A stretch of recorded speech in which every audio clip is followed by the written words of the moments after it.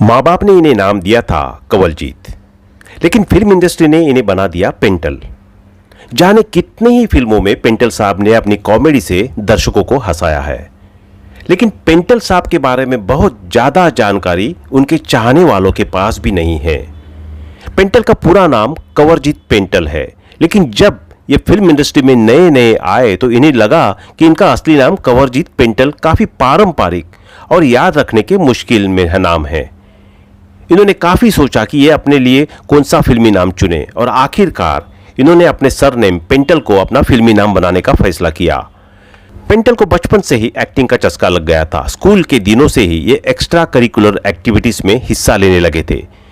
छोटी उम्र से ही इन्होंने अपनी कॉलोनी में नाटक करने शुरू कर दिए थे। अपने घर के सामने एक सफेद चादर बांधकर ये वहां शैडो प्लेस किया करते थे, जो इनके मोहल्ले के लोगों को बड़े पसंद आते थे। पेंटल के पिता किसी जमाने में लाहौर स्थित पंचोली आर्ट स्टूडियो के सीनियर कैमरामैन हुआ करते थे। बंटवारे के बाद इनके पिता अपने परिवार को लेकर दिल्ली शिफ्ट हो गए थे।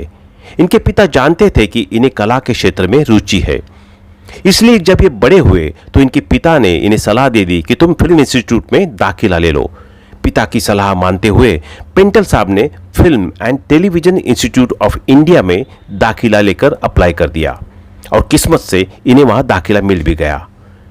FTII यानी film and television institute of India Pune में एक्टिंग का कहकरा सीखते हुए कई नामी कलाकार पेंटल के साथ ही पढ़े थे। जया बाधुरी, डैनी डेंगजोप्पा और अनिल धवन जैसे कलाकार FTII में इनके जूनियर हुआ करते थे, जबकि सुरेश चटवाल इनके सहपाठी थे। वहीं नवीन निश्चल और शत्रुघ्न सिन्हा इनके सीनियर हुआ करते थे। पेंटल का फिल्मी करियर 1970 में आई फिल्म उमंग से शुरू हुआ था।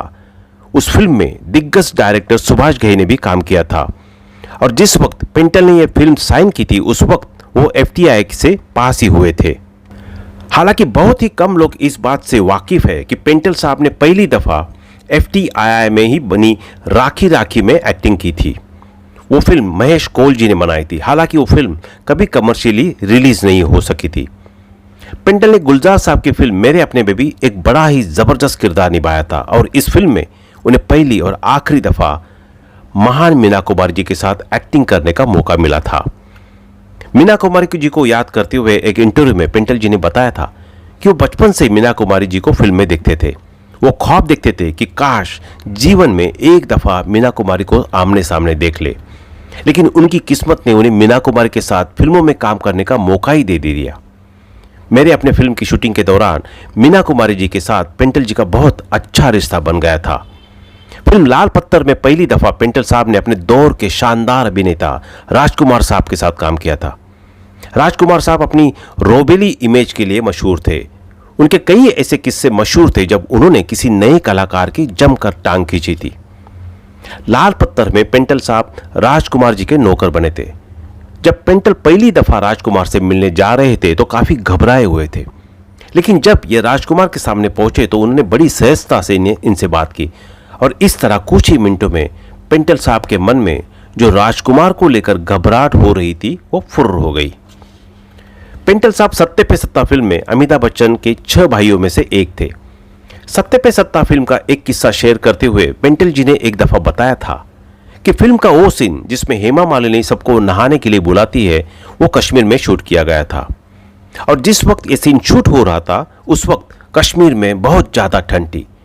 ठंड की वजह से सारे कलाकार ये सीन टाल रहे थे, लेकिन डायरेक्टर राज सिप्पी ये सीन जल्द से जल्द शूट करने को दबाव बना रहे थे। आखिरकार एक दिन सब कलाकार ये सीन शूट करके के लिए तैयार हो गए और फिर जैसे जैसे जब ये सीन कंप्लीट कर लिया गया तो अमिताभ बच्चन ने डायरेक्टर राज सिप्पी को भी पानी की हौज में फेंक दिया। उस दिन राज सिप्पी ने अमिताभ बच्चन को खूब गालियां बकी थी।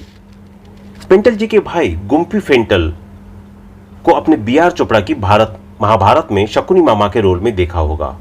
गुम्फी पेंटल जी भी एक जबरदस्त एक्टर है। उन्होंने अपनी जीवन अदाकारी से शकुनी का किरदार अमर कर दिया। वैसे ये बात भी जानने लायक है कि एक्टिंग करने से पहले गुम्फी पेंटल विज्ञापनों की दुनिया से जुड़े थे और उससे भी पहले वो डायरेक्टर HS रावल के असिस्टेंट के तौर पर काम कर रहे थे। HS रावल के बाद उनके बेटे राहुल रवेल के साथ भी गुम्फी पेंटल जी ने काम किया। महाभारत में गुम्फी पेंटल के साथ पेंटल जी ने भी शिखंडी और सुदामास के किरदार निभाए थे। महाभारत का शिखंडी का किरदार भी एक अमर किरदार है। पेंटल जी ने अपने करियर में अब तक 150 से भी ज्यादा फिल्मों में काम किया है और वो अब भी एक्टिव है। इसके अलावा पेंटल जी छोटे पर्दे पर भी काफी सक्रिय रहे हैं। उनके निभाए महाभारत के शिखंडी और विक्रम बेताल के दगड़ू के किरदार आज भी लोगों को याद है। बात अगर पेंटल जी को मिले अवार्ड्स की करें तो 1973 में आई बावर्ची और 1978 में आई चला मुरारी हीरो बनने के लिए पेंटल साहब को Filmfare award for best performance in a comic role दिया गया था। पेंटल ने कुछ वक्त तक फिल्म एंड टेलीविजन इंस्टीट्यूट में एक्टिंग विभाग के हेड के तौर पर भी काम किया था।